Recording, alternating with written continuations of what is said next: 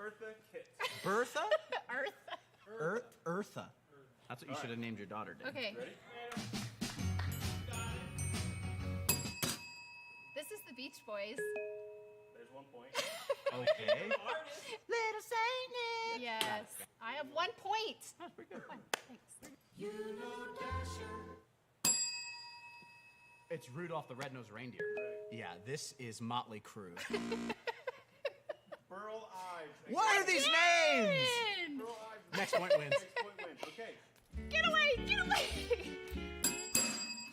Is it I'm Dreaming of a White Christmas? No! It's One, the Hawaiian two, three. Christmas song! Sounds like SpongeBob. One. Malakuluki Laka! Test. Kalikimaka. That's what I said. Does anyone want to guess who sings it? Some Hawaiian guy. Bing Crosby. No! Timed that really well. Yeah. That was it. That was the end? No, this is still like 45 seconds. That But it worked out was okay. Providence, not manual interference. Alright. 2 white shots. Which one name? Coming up to you. One more time. We'll be coming out the 2 white shot. Okay, now we've had 3 runs at it, guys. This ought to be perfect. I thought the first one. No, not at all. You cursed it, so there you go. He's in the more line. No, there's no double there. Alright, ready, 2. Take the pieces of the hazer It's all off to do, start to manually, or push. will it go No, off? it's already started. One, Okay, 2, and 3, 4. it runs 45 minutes. There it is.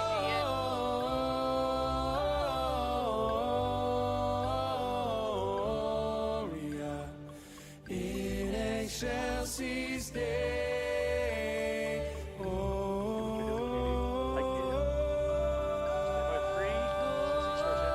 Intro 2, 3,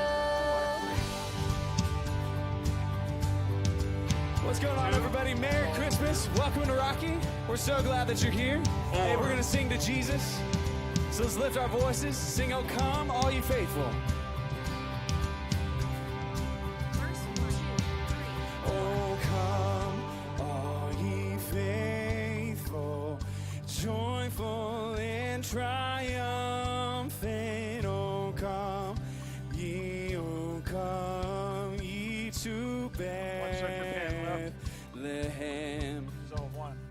Come and behold him, born the King Three of on Dave. Zone 3. angels. Oh, come, let us Start to adore remove. him. Oh, come, Zone let 2. us adore him. Oh, come, let us adore 3 on drums. him. Zone 3. 2. Start to pull out. Pull out. Zone 2.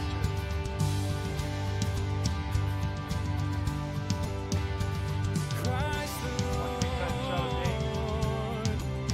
1. Zone 1. Verse 2, 3, 4. Oh, sing choirs of angels, sing in exaltation. Oh, sing all ye citizens of heaven above. Alright, ready to push. Glory to God, all glory in the highest. Oh, come, let us adore him. Oh, come, let us adore him. Oh, come, let us adore 1. Going Christ the Lord. 3. Zone 3.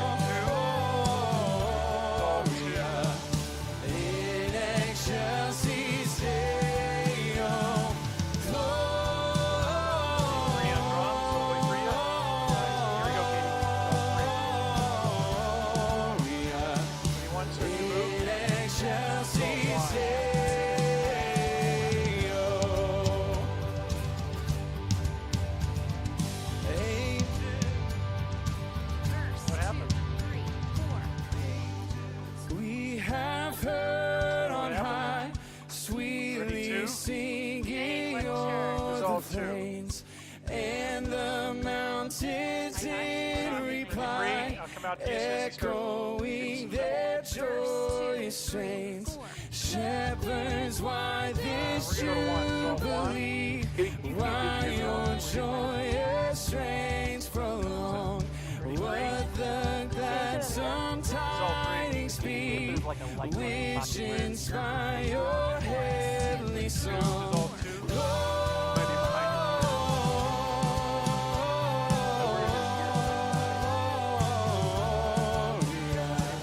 In excelsis Deo. It's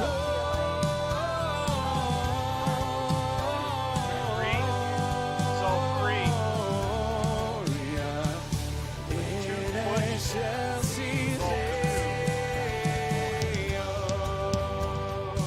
Breakdown. 2, 3, 4.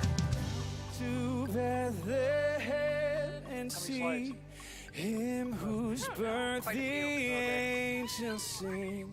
Come Ready, adore one. on bended knee, I'm gonna go Christ three. the Ready, three? Lord, It's all the three.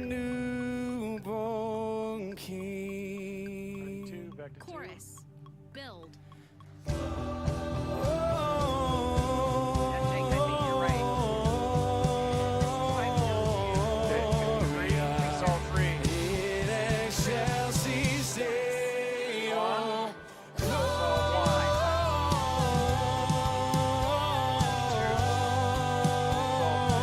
Gloria in excelsis I did. Three. It's all three.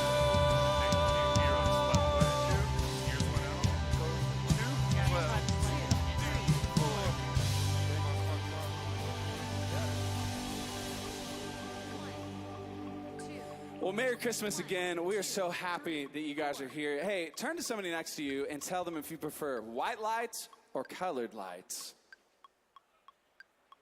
Oh, good job, Jerry. It's busy down here again. A good one. Way to go, Jake. All right, guys, seem set up. One, you'll be on Dane and Miranda, and two, you'll be more on the instruments and wide shots.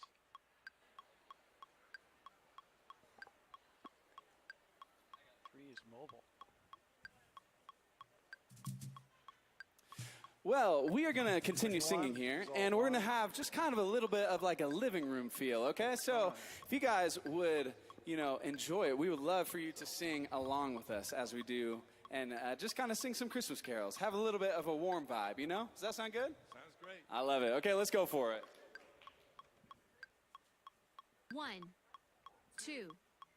One, Intro. two, 2, 3, 4. All right, I'm going to go two, then I'll go one. Two, you're going to fly right now. Intro. 2, Ready, 3, one. 4. No, let's go to three. It's all three. Now they're going to start singing. Ready, one. Verse 1, 2, It's all 3, one. 4. Hark the herald angels sing, glory to the newborn King. It's all Peace three. on earth and mercy mild, God and sinners reconciled. Joy for all ye nations rise, join the triumph of the skies. With angelic hosts proclaim, Christ is born in Bethlehem. Hark the herald angels sing, glory to the newborn King. Glory to the King. Two. It's all two. Glory to the newborn Christ by highest heaven adored. Christ shot. the all two. everlasting Ready, Lord. one.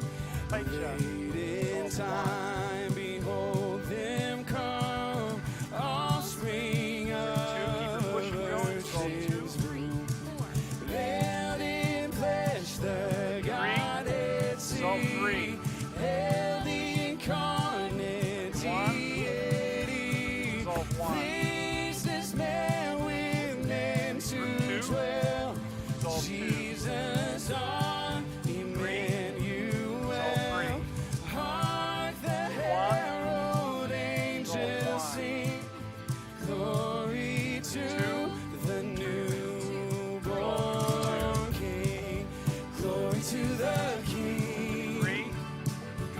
Fast. Ready? 3. Dissolve 3. Glory to the newborn King. Dissolve 1. Glory to the King. Ready? 2. Glory to the newborn. Breakdown. Hail the heavenborn Prince of Peace. Hail the Son of righteousness. 3. Light in life 2. to all he Dissolve 2. brings. Ready? 1. Risen with healing Chorus in 3. his wings. Drums in. Ready? 2. While he Dissolve 2. raises glory Pause here a by, born that man no more 3. may die. Dissolve 3. Born to raise the sons 1. of earth, Dissolve 1. born to give them second birth. Dissolve 2. Hark the herald angels Dissolve 3. sing, glory to the newborn King. Hark the herald angels sing, glory to the newborn King. Glory to the All right, ready? King. 1. Dissolve 1. Glory to the newborn King. Glory to the King. Glory to the King. 1. Glory to the newborn Roll King. the Dane. 1, 2, Hey, let's keep singing 1, together. 2, 3, 4. Oh, Ready? 2. oh, Dissolve 2. oh, oh. Verse 1, 2, 3, 1. Joy to the world, the Lord is come. Let earth receive her King. 3. Let Dissolve every heart prepare him room, 2. and heaven and Dissolve 2. nature sing. And 1. heaven and nature 1. sing. Verse 2, 2, 3, 4. 3. Joy to the Dissolve 3. world, the Savior reigns. 2. Let men Dissolve their 2. songs employ, 1. while fields and Dissolve 1. floods, rocks, hills and plains 3. repeat the sounding Dissolve joy. 2. Repeat Push. the sounding Instrument joy. 2, 3, 4. Ready? 1. Oh, Push to the left. oh, Dissolve 1. oh, oh, oh, oh, oh, oh, oh, oh, oh, 2. 3. Verse 3, breakdown. 1. He rules the world with truth and grace, and makes the nations prove 3. the glories of his righteousness and wonders of his love. And wonders of his love. Instrumental. Slowly build. Oh, 1. oh, Dissolve 1. oh, oh, oh, oh, 3. oh, Build. Dissolve 3. oh, 2.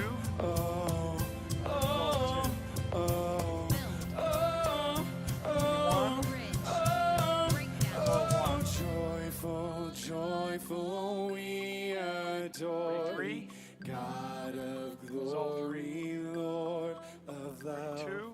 Hearts unfold like flowers before thee, 1. opening to the Bridge sun 2, 3, above. 4.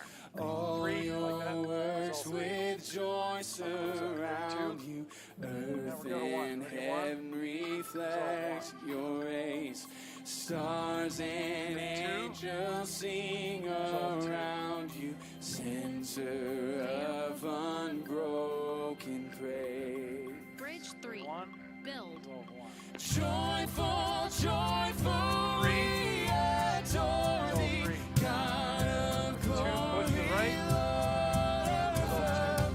Hearts unfold like flowers before 3. thee, Dissolve 3. opening to the sun above.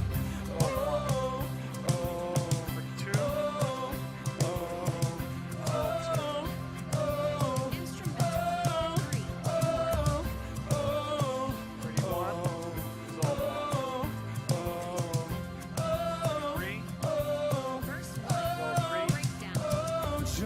Into One. the world One. the Lord is come. Let earth receive her King. 33. Let every heart Dissolve 3. prepare him room. In 2. heaven and nature Dissolve sing. 2. And 3. heaven and nature sing. And heaven and nature sing. 31. Going to 1. Miranda's going to sing this 1. song, I think. 2. Intro. Yep. 3, 4, 5, 6. Yep. So Katie's right there. I see where you're at. Going to go to 3. Dissolve 3. I'm going to go 2. Dissolve 2. Keep that slow push. By the time you get to her, she'll start singing. 1, 2, 1, 2, 3, 4, 5, 6. Nice, Andrew. Stars are brightly All right, ready? 3 with the stars brightly shining. Dissolve 3. Ready? No, one's not catching it. Ready? 2. Dissolve 2. 3, you're free. Verse 2, 3, 4, 5, 6. Okay. Parker's praying. Ready? 1. Dissolve 1. Ready? 2. Back to 2. Dissolve 2. Ready? 3. Dissolve 3. Ready? 1. Pre-chorus 1, 4, 5, Push 6. Miranda. Dissolve 1. The weary world rejoices, for yonder brings Ready? 3. blue and Ready? glorious 3. Chorus 1, Dissolve 3, 4, 5, 6. fall on your knees. 2. Start your move. Oh, hear Go on. Dissolve 2. 3. You're free. voices all 1. night. Dissolve 1. Parker's got passion. Singing. Ready? 2. Back to Miranda. Matt's phaser. Dissolve to 2.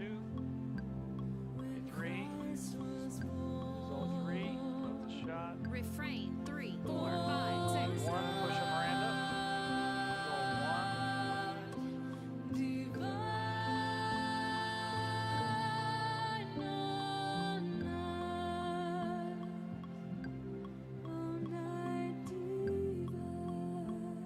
Ready? 3. Verse 3, 3, 4, 5, 6. Dissolve 3.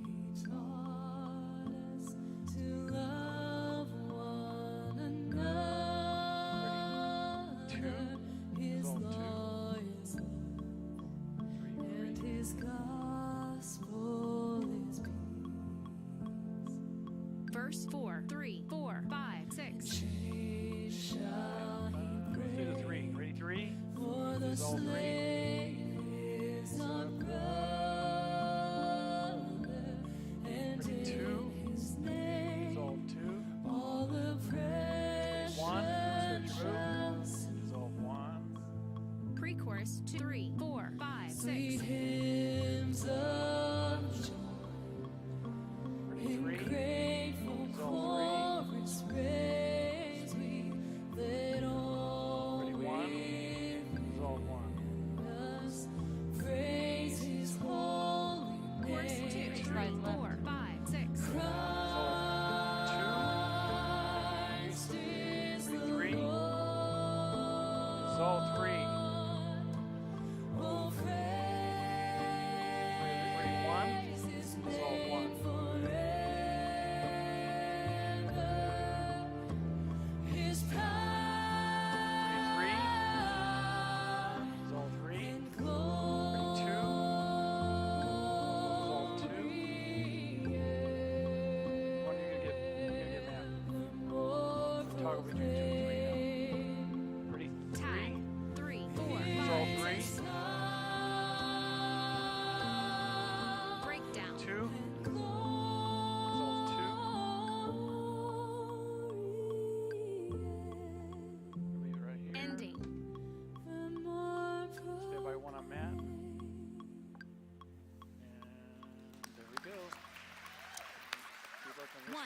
So good to sing with you. Go ahead and grab a seat. Welcome to 3, Rocky. My 4, name is 5, Matt, one of 6. the pastors on 2, you get staff the white here. shot. And happy All right, let me Christmas see Eve. the- We're going to be more Okay, here we excited go. that you're hanging Two, out you're with set, us. And here's the and deal. titles in. We know this. We realize that on Christmas Eve, we have a lot of visitors and guests who maybe normally aren't with us on a Sunday And morning. going But back to 1. you got to know, just as a Ready, church, Chris? we're so excited that you 1 would you like. choose to spend a little bit of your Next Christmas slide's in. Eve with us. And No, we're just, you do it at we're the just professional excited you're here. And you just got to know this, too, that you're always welcome back on a Sunday morning, except for the next 2 Sundays. And here's why. Because we're going to be online CGN. tomorrow for Christmas and Okay. also online To your only left. the Sunday after that. We're giving Thanks, Jerry. our staff a What would I do little bit without of you? break over the next 7 to 8 days. But then again, as we get into the new year, we'd love to have you back. We're going to start a brand new Have one series that has response. everything to do with this what idea I of do. grit. So we hope to would have see volunteers you right there. now. And I just want to brag on our church a little bit. Every once in a while when I'm out in the community, Do you people talk will about that or ask is me, it up? hey, what's we already your did. You church took all it out. about? Okay, one you like. What's Rocky all about? And here's the deal. Next one's in. Our mission statement is out there on the wall, out in the lobby, and it simply says to know Jesus and love like him. So we're a church. We're just a group of people that are like-minded about Jesus, and we're just trying to love people like Jesus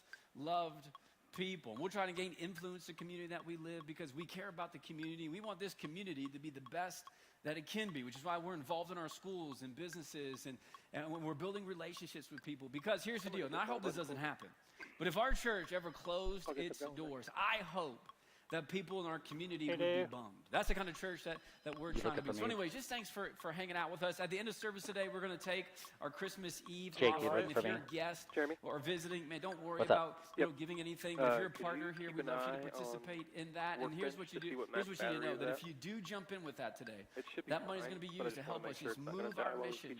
No, I think he's good. It's showing 3 bars. Okay, cool. Yeah, I so think we're jump good. in. Thanks for Cool. doing that. But it's Christmas time, and here's the deal: 31. the older that? I get, the more I get into Christmas. Okay. And I just want to get a vibe of the room a little bit. So just real quick, right now, if you love Christmas, make some noise right now. If you love Christmas, go ahead. All right. Okay, good. Woo. Feel better already. Glad you're here. We're like-minded. I just want to test it out a little bit more. If you've got some lights on your house right now, make some noise. Have you got some Christmas lights on your house? Okay, good. About half. Okay, that's all right. It's the 4:30 crowd. I get it. All right, here's the deal. If you have come to the conclusion that eggnog is the best beverage this time of the year, go ahead and make some noise right now. Eggnog. Yeah, okay. A little bit less. I get it. Okay, if you think that eggnog with a little something extra in it is the best, go ahead and make some noise right now. Yeah. Talking about cinnamon, that's good. It's good. Okay, if you've got all your gifts, they're purchased and wrapped under the tree right now, make some noise. You're ready to go? Wow, more than I thought. Now, okay, next question. You're in church, so make sure you tell the truth, okay? But you, make some noise if you still have a present or two that you got to go buy tonight. Go ahead and make some noise right now. Yeah. There's one really confident Yeah, person. yeah. There's always one, I'm going to keep it short for you tonight, all right? I'll get you out of here and go Okay, find we that got deal. the home Okay, coming up. anyways, here's the deal. I'm glad you're here, but here's the thing. And, as a church, we've been talking about this last couple weeks because Christmas is awesome. There's just something about Christmas, draws us in. Just draws us in. We just love this time of year. And I love everything that I just talked about. I'm all in. I love it. Gifts and trees and lights and friends and family and eggnog. I'm all in. But here's the thing. I got to be careful, and you do too, that we don't miss out on the most important thing of Christmas. And so here's my encouragement for you. Man, next 30 minutes or so, I'm going to talk a little bit, and the band's about to play you a song, but here's my encouragement, that I know you got a lot going on. You got stuff going on, after this service. You got all cool Christmas traditions happening tonight and tomorrow, and you got a whole, hopefully, a couple of days off or maybe even a week off.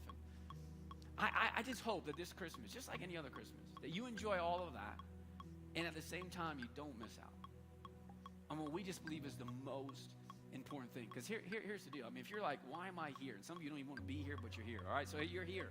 And the reason why you're here is because of this. 2,000 years ago, there was a baby that was born. And for whatever reason, okay, the world can't forget it. They can't forget about it. The world just keeps talking about it. That's why we're here. Send me a slide, right? And I just hope, my prayer for you is that I'm this gonna do Christmas what? season, maybe for the first time or first time in a long They time, make or that maybe you move. just get refreshed. No, we Which is gotta the sing a wonder of- slide. This Oh, that crazy was story. We gotta sing a song, not a And if you slide. don't believe in God, maybe it's just, it's a Christmas where you We go right into maybe just cold. ask the question, right. could it be true? Did really the Son of God come down to this earth. And if it is true, what does that mean for you? What does that Look at mean it next service. for me? The band's got this Fifth song. service, and, right, Chris? Haven't you? I mean, the lyrics are so good. It just reminds us again what the most important thing is. And This is why we only you just do 2 services. sit back, relax, Thinking of the enjoy it, eggnog look at the already. lyrics, I see how it is. and I'll come up afterwards. We'll talk a little bit more about the Do Christmas. you mean he's got it in Stand his by flask? 3. 1, Dissolve 2. 3. Intro. 2, 3, 4, 5, 6.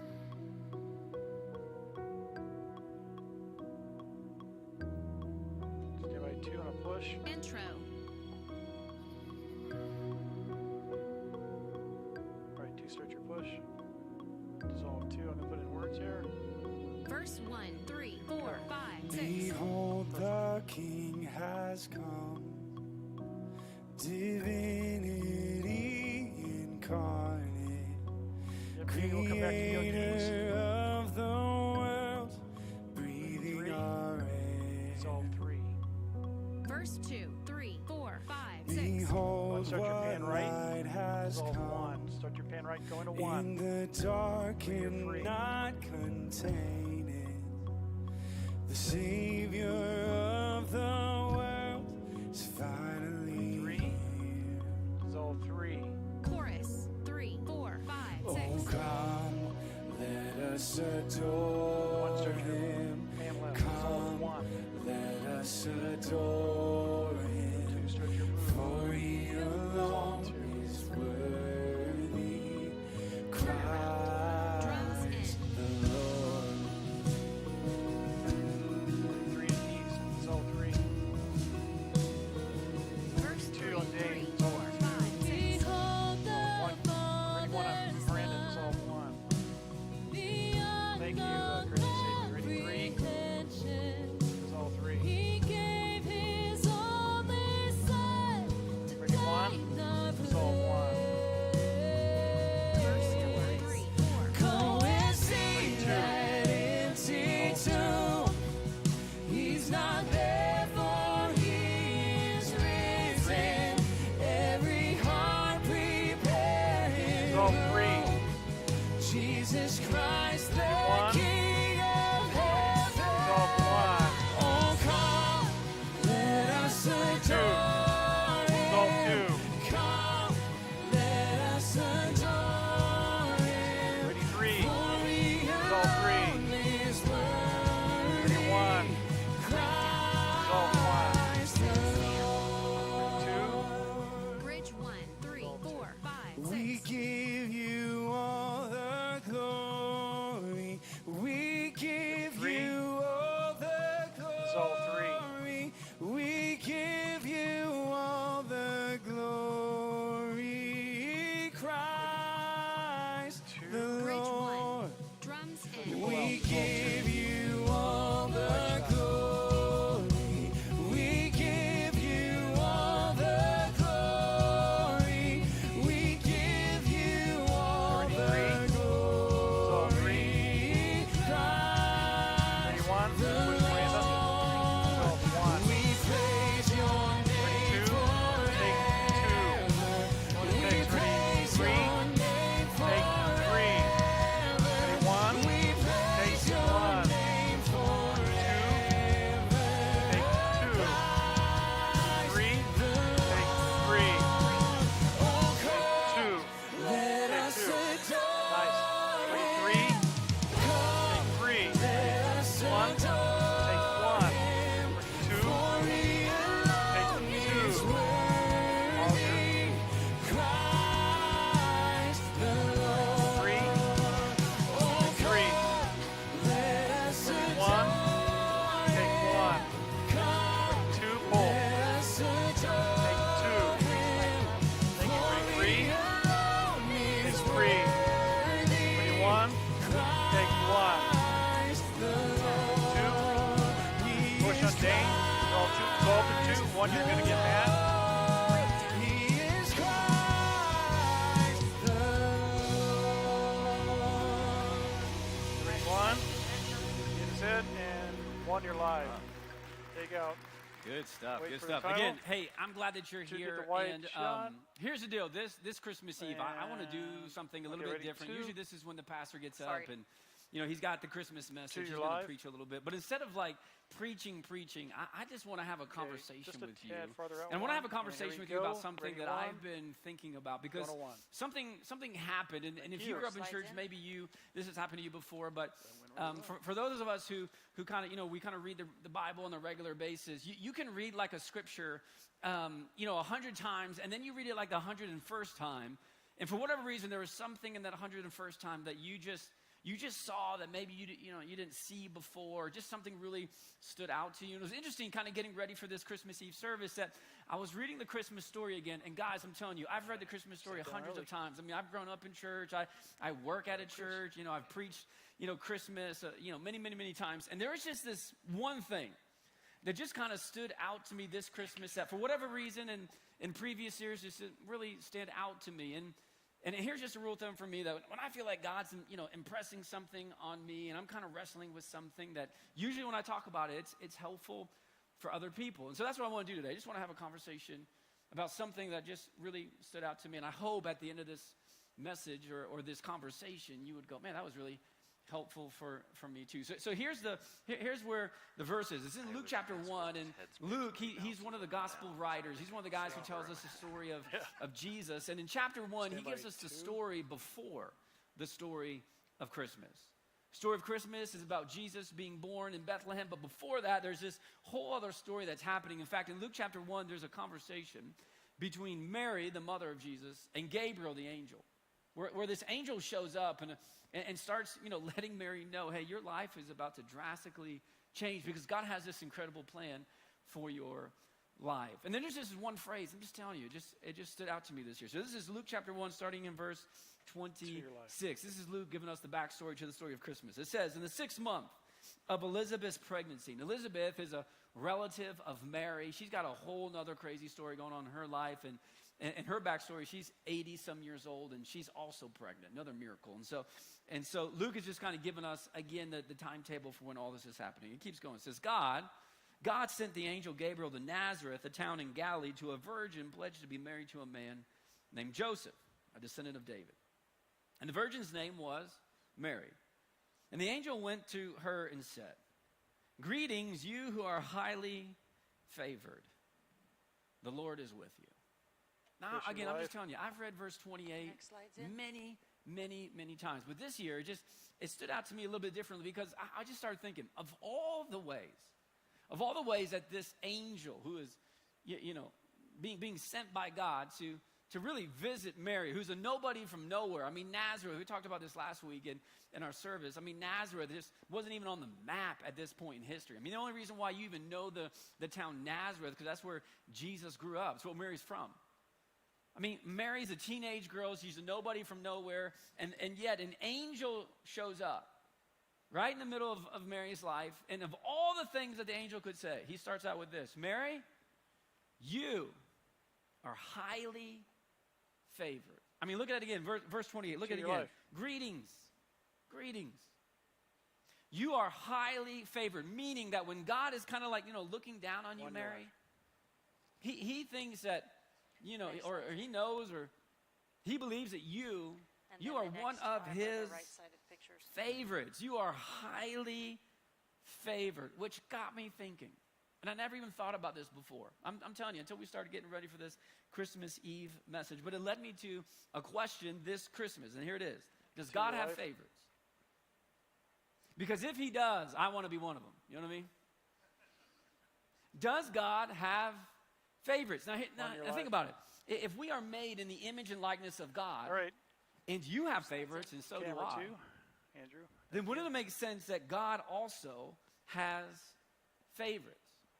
We have this in common. All of us have favorites. Let me give you a couple of my favorites, okay? And here's the cool thing. Your favorites might be different than my favorites, or maybe they're the same. I don't know. We'll find out. But if we were hanging out, like after this service, it's Christmas Eve, we're hanging out, and we were just chit-chatting, and you were like, Matt, what's your favorite chicken sandwich, To your life. Boom, Chick-fil-A. You just know that, okay? This is a Chick-fil-A church. I'm a big Chick-fil-A fan. Although Popeyes, I see you, and your spicy chicken sandwich is getting close, okay? But it's Chick-fil-A. That's just my favorite chicken sandwich. It may not be your favorite, but it's my favorite because all of us we all have favorites. Or if you said, Matt, what's your favorite candy? And again, if you're part of our church, I've chatted about this before because my favorite candy is Butterfinger. That's just my favorite candy. It's not the most popular candy, but it's my favorite candy. You've got different favorites. In fact, I chat about Butterfingers throughout the year. And on Halloween, there's always several kids that after Halloween come, they tithe their candy and they give me all their Butterfingers. And I look at them and say, your sins are forgiven. Okay, that's what I tell them. It's just my favorite candy. It may not be your favorite candy, but it's my favorite candy. Or if you said, hey, what's your favorite pizza topping? And this one's really unpopular because people hate this I just don't find a lot of people who are like me like this. But my favorite pizza topping is mushrooms, of course. Yeah. Ooh, whoa, you're like, whoa. I mean, you can leave if you want. It's up to you. I mean, is it better or worse than the ham and pineapple people? I don't know, but it's just... So mushrooms, we're those people that are like, what do you want on your pizza? And you're like, mushrooms. And they're like, ugh, it's like, but I love it. I mean, I don't even like vegetables that much, but I like the weird one. It's just good. I can't even tell you why. It's just one of my favorites. Or if you say, okay, Matt, it's Christmas time. What's one of your favorite Christmas movies? Or what's your favorite Christmas movie? It's interesting because people are all over the map. In fact, I read an article this past week that said, in our country, Die Hard is the #2 favorite Christmas movie. Now, some of you are wondering, is Die Hard really a Christmas movie? And I'm going to tell you the truth right now. It is. It is. Yes, it definitely is. It's not my favorite. But if it was yours, I totally get it. I'd get behind it. But my favorite Christmas movie is National Lampoon's Christmas Vacation. It's my favorite. Yeah. I could quote you lines from there that would be totally inappropriate. That's how much I love it.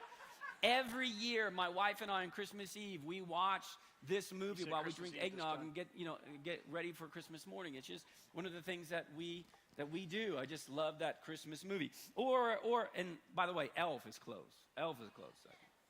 Yeah, someone's very excited about that. It's very close. Okay. Now, or how about this? If somebody said, I'm a big sports guy, we talk about favorite sports teams and all this, but if somebody said to me, Matt, who's your favorite quarterback? And again, if you're a Bronco fan in here, I know this is tough right now, okay? I know this is tough. But if you're like, hey, who's your favorite quarterback? Honestly, I mean, really honestly, it'd probably be this guy. It'd probably be Peyton Manning. It would. I like Peyton Manning. He's fun. One person's very excited. I think he's fun. He was fun to cheer for and to root for, and he got you guys, a Super Bowl. And I'm not even a Broncos fan, but I just think he's an easy guy to cheer for. And let's be honest, Bronco fans, what do you want for Christmas? Okay, so anyways, we all have favorites. And so if you have favorites and I have favorites, then it's a legitimate question. Does God have favorites? Does God have favorites? Certainly things, Luke, who's the writer here, in Luke chapter 1 certainly thinks, the way he's recording this story of what Gabriel said. And if it's true, I'm just telling you, if this is true, if God really does have favorites, and all of a sudden this is a really big discussion. Because if he does, I want to be one of his favorites. And my guess is you do too. So how do we determine? How do we determine if you're actually one of God's favorites or not? And this is interesting because I've heard preachers preach on this idea before, never at Christmas. But I've heard preachers preach that if you want to have the favor of God, you'll know if you have it. Oh, watch your camera. If it kind of boils down, and there's more than this, but just kind of these two things, which is wealth and health. I know. You know if you have God's favor, if you have money and stuff, and if you're healthy. Which means if you're in the service right now, if that's the filter, if that's how we're measuring if you actually are one of God's favorites, you're doing pretty good. You want me to go to 2? Because all of you, I'm guessing all of you, if not most of you, drove in a car to get here tonight. Which in the context of the world, if you own a car, you're rich. If you ever go hang out in a slum somewhere in the world, one of the first questions they'll ask you, because they're trying to figure out how much money you have, they'll ask you, they'll just say, hey, do you have a car? And you go, yeah. And they'll be like, what? And then I always say this, I actually have 2 cars. And they look at me and go, for what? What do you need 2 for? And then I'll even say this, I even have a house for my car. What? It's a garage. You just, what? They're just, wow, you're so rich, Or the fact that just about all of you have eaten food today, And you're probably going to eat way too much food after this. Pretty rich. Or that all of you have clothes on. You're doing good. You're doing good out there. You got clothes, you've eaten, and you drove in a car today, which means you're, in the context of the world, you're pretty rich. And if you're rich, then you must be favored by God, right? Or, most of you, you seem pretty healthy. I don't hear anybody like hacking a lung out there. You're pretty good. So you're wealthy and you're healthy. But if that's true, then what about, the 4 billion people in the world that live on less than $5 a day? What about them? Are they just not on God's favorite list? Or what about the people who struggle with health? What about my buddy who a year ago today called me up? He called me up Christmas Eve last year and left me a voicemail at 2 a.m. on Christmas Eve. What about him who left me a message? I didn't get it because I was sleeping, but then woke up at 4:30 and listened to the message, and here's what he said. Matt, I don't know how to tell you this, but she's gone.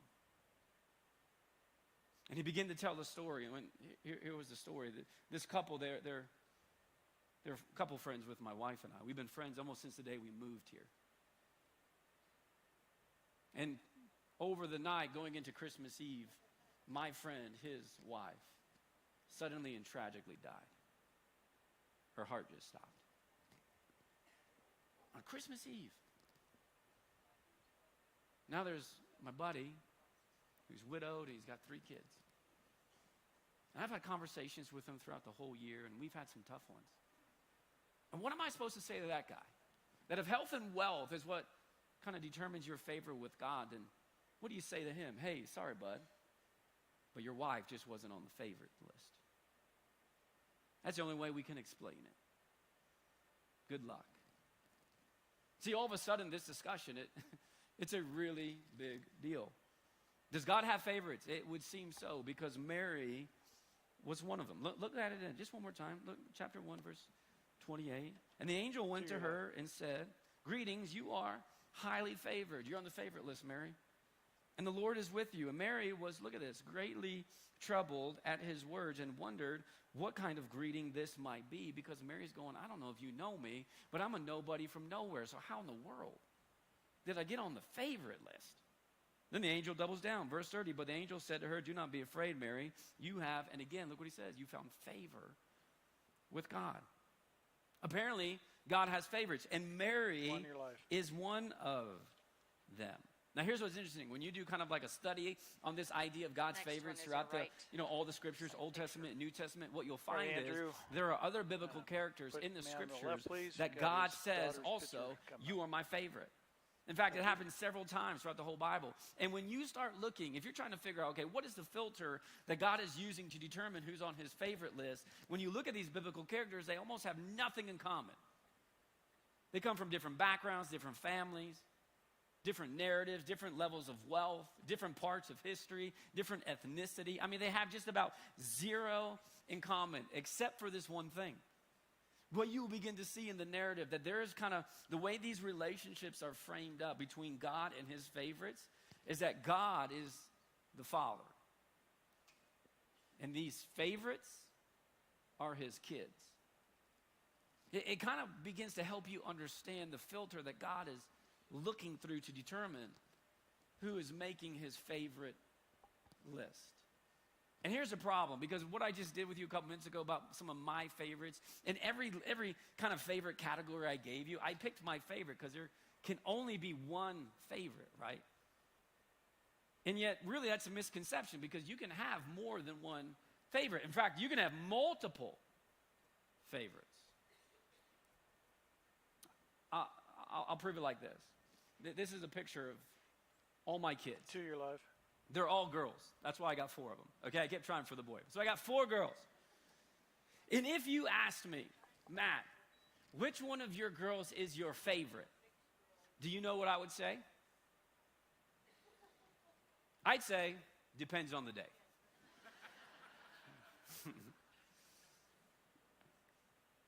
Some of you parents are like, I get it. Yeah. No. If you said to me, okay, Matt, you have 4 girls. Which one is your favorite, though? I'd say, well, all of them. All of them are your favorite. No. You just got to pick one. Like, pick one. Which one is your favorite? And I'd say, okay. Maybe my oldest. I mean, because she was my firstborn. I mean, when she was born, my life drastically changed. What I love about Raya is she's a pace setter for not just our family, but for her sisters. In fact, I mean, Raya is so driven. She's a junior this year in high school, and she's going to graduate. Yeah, isn't that crazy? I mean, I was getting C's, you know? And this girl's blazing through. I mean, she's got the energy, and she's got the drive, and I'm just telling you, she's going to be a world changer. She wants to be a teacher, and she just attacks life. She's a hard worker, and she talks a lot, okay? But if you say which one's your favorite, I mean, she's probably my favorite. But then, okay, here's the thing. There's Lorelai, right? She's our second oldest, and Lorelai is the most compassionate person you will ever meet. She is so kind. She's the introvert of the family, but I'm telling you, she's got a huge heart, and she loves old people. If you're old in here, Lorelai loves you already. When you ask Lorelai, what do you want to do when you grow up? She goes, Dad, I just want to like spend time with old people. I just want to drive old people around. I mean, she loves. She has a deep love for people. She's so compassionate. And if you ask me, Matt, which one's your favorite? Man, maybe it's Lorelai. I mean, she's probably my favorite. But here's the thing. Then there's Nora, okay? Nora is our third daughter, and Nora, she's a fireball. In fact, when Nora was growing up, she was always in trouble. She pushes life to the boundaries. And we would lose her all the time when she was little, and she's just so socially adept. I mean, she can talk circles around her sisters. She can like school them. They have no idea what's going on. And I will look at her and go, come on, cut it out. You know, stop. Because she's just so socially aware. She's driven. She's also a hard worker. She's witty. She loves music. And I think, this is what I tell Nora, I think one day Nora could be a pastor. She's so well-spoken. She's probably my favorite. But then here's the thing. Then there's Cadence, though, you know. You know, we went for the fourth kid because we were hoping for a son, and we got Cadence. But I'm thankful, you know. Wouldn't trade her for the world. She's the baby of the family. She's sweet. She's smart. She's cuddly. She's always around. She just wants to be with you. She says she's going to live with us forever, you know.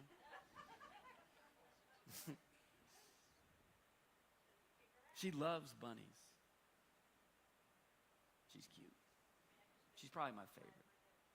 If you said, Matt, you know, pick one though. You know, which one's your favorite? I'd say all of them. See, my favor is on all of my kids. They're all my favorites. Do you want to know why? Here's the next one that they're my kids. you may or may not say. They're my kids. Actually, and if I'll I'm put the that one who's like gets to, you know, says some of choose that. the You might favorite, put it up. then I have the choice. I could pick one or I could pick all of them. And there's just natural disposition for me as a father towards my children. I love them not because of what they do, but because of who they are. This is the same thing in our relationship with God, because God says, I love you, not because of what you do, but because of who you are. God offers us this thing called grace. It's a gift. Grace just meaning he just naturally leans towards you. If you said, why does God love us? And I would just say, because God is your father. He can't help himself, just like I can't help but love my girls. I'll tell you this is a story I've told before, but this idea of this kind of just grace and just loving your children, you know, which one's your favorite and all of them. This story I've told before, but Nora, again, she was just our, you know, more wild child. She was just out there. And so many times, you know, I'd come home from work and I'd, you know, check in with my wife Vanessa. I'd be like, how was the day? And she'd just be like, Nora. You know, I'd be like, oh, okay.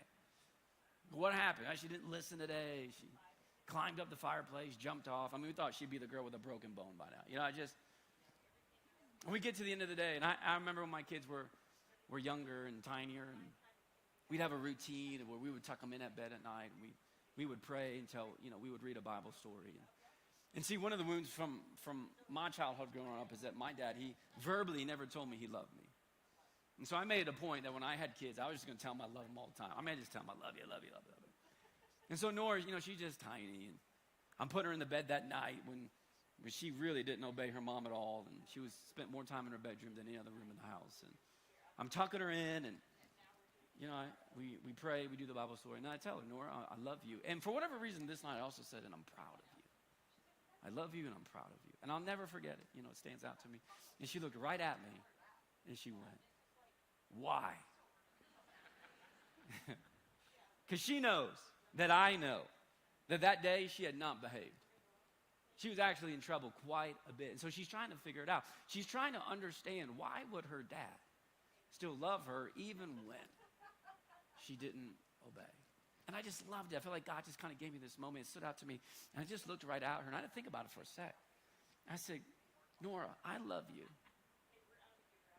not because of what you did today. And if you could help a brother out and just listen to your mom, if you could do that tomorrow, do better, I would appreciate it, But here's the deal.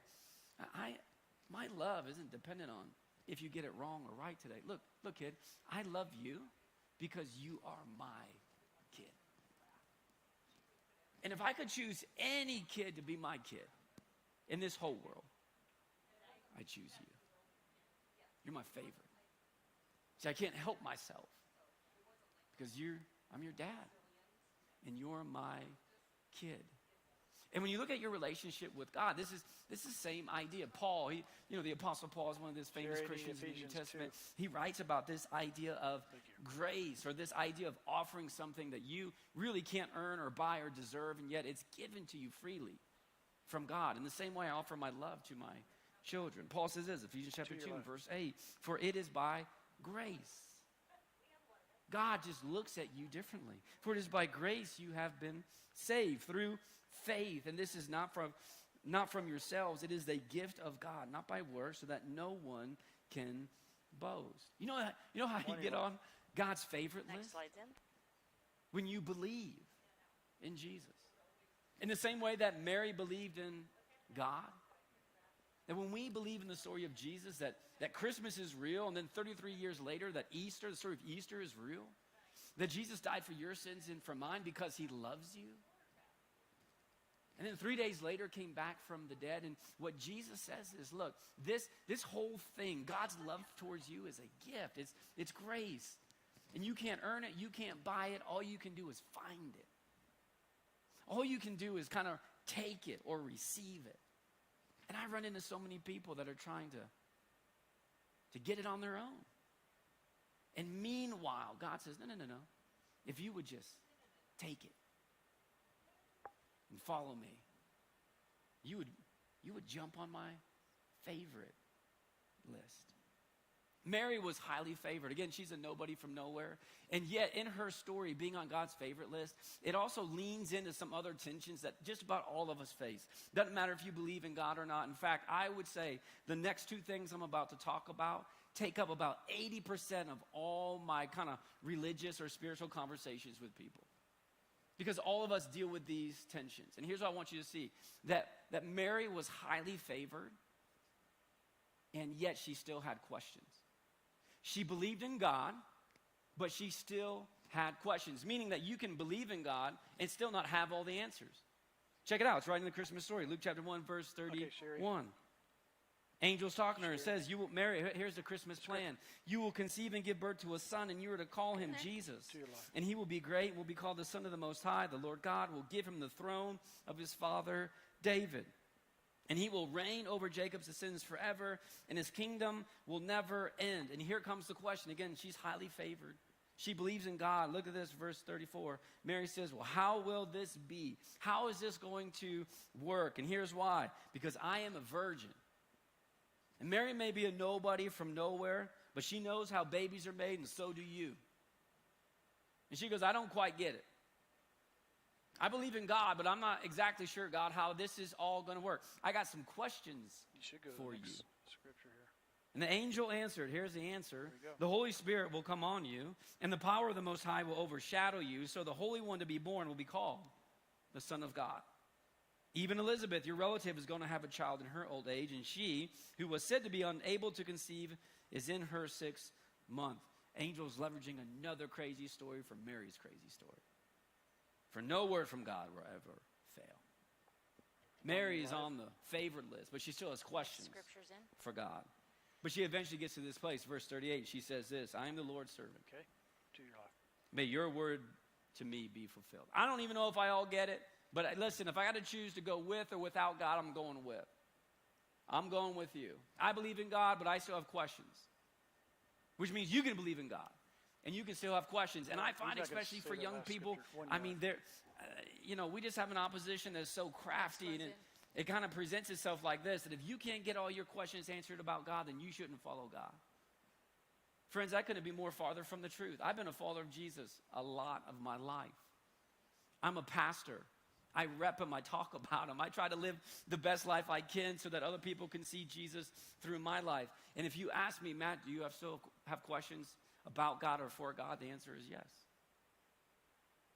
But you can believe in God and still have questions about God. The two can coexist at the very same time. And then here's the second thing. Mary is highly favored, but her life doesn't go exactly how she would probably like it to go. I mean, faith doesn't mean that we're going to have a perfect life. To your life. And sometimes there's preachers that will throw that out there. If you follow God, your life's just going to be all kicks and giggles and rainbows, you know. You want to have money, you should follow God. If you follow God, he'll give you all the money. If you want to be healthy and if you want to live forever, you should follow, you know. But if that's the case, Mary is on God's favorite list, and yet her life is not easy. It's meaningful. We're talking about it 2,000 years later, but it ain't easy. Think about her life just for a second. Then an angel shows up right in the middle of her teenage years. Tells Mary, you're gonna have God's baby. She starts showing signs of being pregnant. Everybody around town, also she's engaged to be married to this guy named Joseph.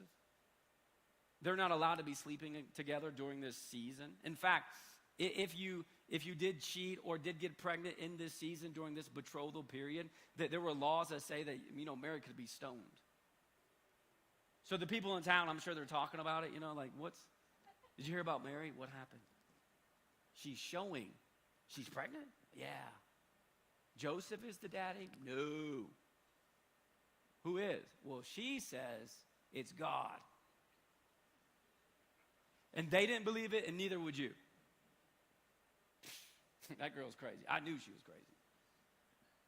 She gets pregnant. I mean, her life is almost on the line. It wasn't part of her plan for her life before an angel showed up. She's 9 months pregnant. Her and Joseph, they have to go back to the town of Bethlehem to register. So there's a census. They got to go back. They got to pay taxes. Mary's 9 months pregnant. She's going to sit on a donkey for 80 miles. You can't tell me that 9 months pregnant, riding a donkey for 80 miles, she's not looking up to God and going, is this the plan? There wasn't a better way to do this.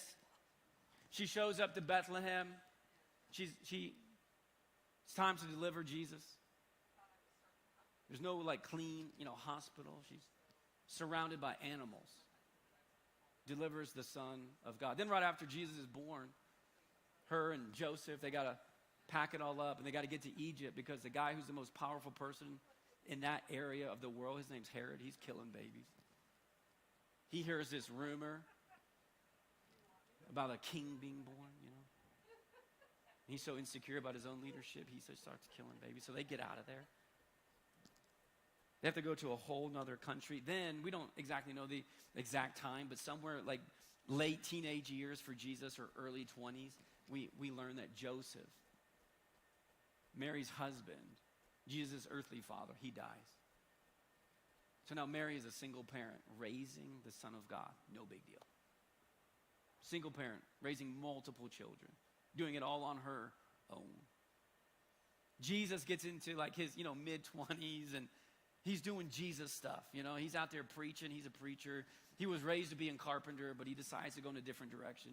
Doesn't want to be part of the family business. He's out there preaching. He's saying weird things. He's healing people. He's casting out demons. He freaks out his mom. Mary goes and finds him and says, will you just come home and be normal? And he says, I can't. This is why I'm here. And he'll launch his earthly ministry, and I'm sure that was super tough for Mary. And none of this would be the life that she probably would have picked before Gabriel came and talked to her. It certainly wasn't an easy life, but it was a meaningful one. In fact, it gets even more difficult than that because it'll be Mary who will be at the foot of the cross, where Jesus now is 33 years old, and because of what he's been preaching salvation by grace through faith, the religious people leverage the Roman judicial system, and they have him essentially murdered. And Mary will be right there, watching her 33-year-old son being nailed to a Roman cross. And here's the thing. If Mary was here, wouldn't that be cool if I was like, Mary, come on out, You're like, wow, she's shorter in real life. Yeah, okay, here she is. You know, if I just brought her out, was interviewing her a little bit, I was thinking about this week. What would I ask her?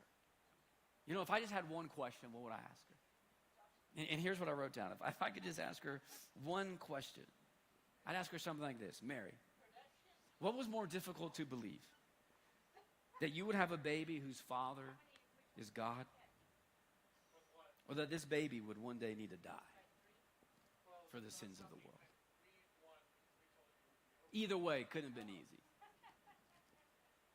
To believe that God is all-knowing and all-powerful, and yet this is the story that you'll live out. And I don't know, she's not here, but if she was, you know.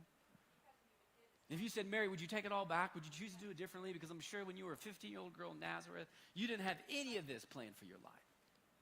It certainly made your life more difficult. And I think she would say something like this. You're probably right. But I would rather choose a meaningful life over an easy life. See, I bet you she thought about this stuff a whole lot, because in Luke chapter 2, when you get in like the guts of the Christmas story, you get this one verse. I mean, shepherds are showing up. I mean, all kind of crazy stuff. Wise men are showing all this crazy stuff. There's this verse right in the middle of chapter 2, starting in verse 19. It says this: but Mary treasured up all these things and pondered them in her heart. I bet you she'd say it was worth it. Matt, if I had to do it all over again, I would do it. And now just think about this. Like, you know, even after, you know, Jesus dies and he comes back from the dead, and Mary's still living, right? And you know her. And you're like, hey, could we grab coffee, you know? And you're sitting there with Mary and you're like, tell me the story again. I think this is where she'd start. She'd say, look, I was a nobody from nowhere. And then one day an angel showed up. And it said the craziest thing. What did it say? It said, greetings. We are prepared. Mary, you got to know you are highly favored. And I never thought about that before. That I was somehow on God's favorite list. That's why he chose me. And then if Mary was honest, because she's a real person, right? She'd probably say something like this: man, I couldn't tell you how many times through my story that I had so many questions for God. To stretch my leg before that. It just didn't line up. Mary, what'd you do? I just kept believing him anyways. Right? It just didn't make sense, but I didn't even, that whole virgin birth thing, I didn't get it. But it happened, and I just trusted God with it. I didn't understand, even at the moment he was being crucified, what was happening, but I trusted God with it. I believed him. I followed him, even when I had questions. And here's the deal, Matt, my life wasn't easy. If I could have chose something different before that day, I probably would have. But I quickly realized that this life isn't about trying to find the easy life. It's about trying to find the meaningful life. Mary was God's favorite. She was highly favored, and she still had questions. And her life wasn't easy. But here we are talking about it. And I find so many people either refuse to step into faith or walk away from the faith because they didn't get all their questions answered. And this life isn't as easy as they would have hoped for. And yet it's the people who continue to believe and follow, who are highly favored because they're a child of God and still believe in the midst of questions and difficulty. I got to tell you what happened this morning. Blew me away. Wasn't even part of this message till this morning. My buddy whose wife died a year ago, I got up this morning and I texted him. I said, hey, bud, I hope you know I love you. I'm in your corner. I'm praying for you today because I know today's going to be a tough day. And I didn't say this, but if I was honest, even in this situation, I got questions for God. Even makes me a little angry. Out of all the days that his wife would pass away, it'd be Christmas Eve. And I've had many times in conversation with God going, come on. What's the deal? And he texted me back. He said, buddy, thanks. I love you too. And then he said something, just blew me away. Just blew me away. He said, can you do me a favor? I'm like, yeah, I'm in. What do you need, you know? I'm thinking, you know, need me to go pick up something from the store, or need me to swing by and spend some time with you, or you know what? He goes, can you do me a favor? Today, when you speak at the Christmas Eve services, and then I'm just going to paraphrase what he said, but he essentially said, when you speak today, do me a favor. Make sure you make it all about Jesus. Whew. I just wasn't ready for that. Because if there's ever a guy in my life that I know that should have some questions for God, and who's going through a season of life he didn't plan for, it'd be this guy. And on the year anniversary of his wife's death, he's going to make sure you make it about the most important thing. Whew. A child of God, a son of God, who will continue to believe in the midst of questions, in the midst of probably what's going to be the most difficult season of his life. Encourage this guy's faith. Mary's story encourages me, and I hope it encourages you. We can still believe, even when it doesn't all make sense. Are you on God's favorite list? Because here's the deal, you can be. If you believe in him and trust that he is who he says he is. And if that's true of you, then God says to you, you are highly favored. He loves you. And here's the deal, you want to know why? It's a gift of grace. Because you're his kid. You're his kid. 12 minutes over. Let's stand together. We're going to light some candles. I know we got some pyros out there. Already. You're ready to light something on fire. I know, right? Here's the deal. I love this moment when we light candles together because there's something very peaceful about this moment. We all bring into this room different worries and anxieties, but at least for the next couple of moments, we almost get like shielded from it, don't we? All is right. Especially during the Christmas season in this moment. And if you're not a follower of God, if you don't believe in Jesus, I just want to tell you something. That whatever moment we're about to have here, here's what I've experienced in my life, and many of you have experienced in your life. That level of grace and peace can go far beyond the next couple of minutes. If you would choose to lean in and believe that God has offered you a gift of grace that you can't earn or buy, but you can surely receive. We need a band. And you can live the rest of your life. They started lighting candles over underneath on the love room right. of a Father. All right, good. I see. Let me pray for us. Camera turned on. Father, this afternoon we thank you Candles already on it. for the reminder of Christmas, All right, Matt, pick it up. an unbelievable story that many of us believe to be true.